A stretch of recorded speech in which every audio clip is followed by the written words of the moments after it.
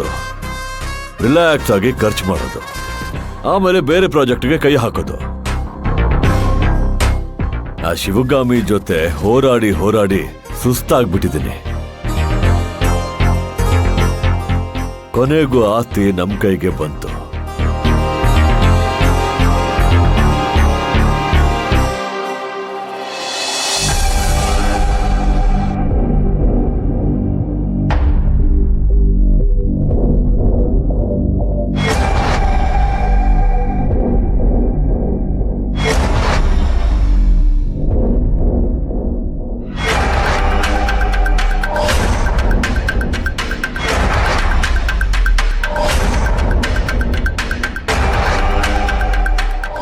ಬಾ ಕಲ್ಪನಾ, ಎಲ್ಲ ಡಾಕ್ಯುಮೆಂಟ್ಸ್ ರೆಡಿನಾ?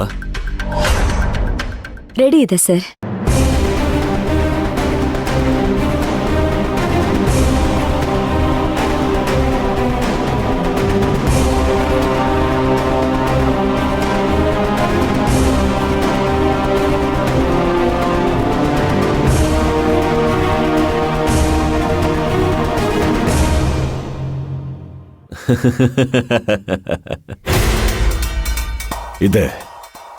ಇದೇ ದಿನಕ್ಕೋಸ್ಕರ ನಾನ್ ಕಾಯ್ತಾ ಇದ್ದೆ.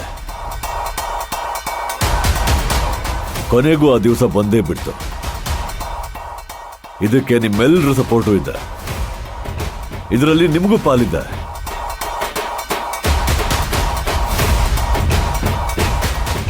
ಸರ್, ಇವತ್ತು ನಾನು ಒಂದು ಪ್ರೆಸ್ ಮೀಟ್ ನ ಅರೇಂಜ್ ಮಾಡ್ತಾ ಇದ್ದೀನಿ. ಪ್ರೆಸ್ ಮೀಟ್ ಅಲ್ಲಿ ನಾನೇ ಶಿವಗಾಮಿ.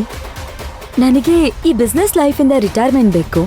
ನಾನು, ನನ್ ಗಂಡ ಮತ್ತೆ ನನ್ ಮಗು ಯಾವ್ದಾದ್ರೂ ಹಳ್ಳಿಗೋಗಿ ಆಧ್ಯಾತ್ಮಿಕ ಜೀವನಕ್ಕೆ ಕಾಲಿಡ್ತಾ ಇದ್ದೀವಿ.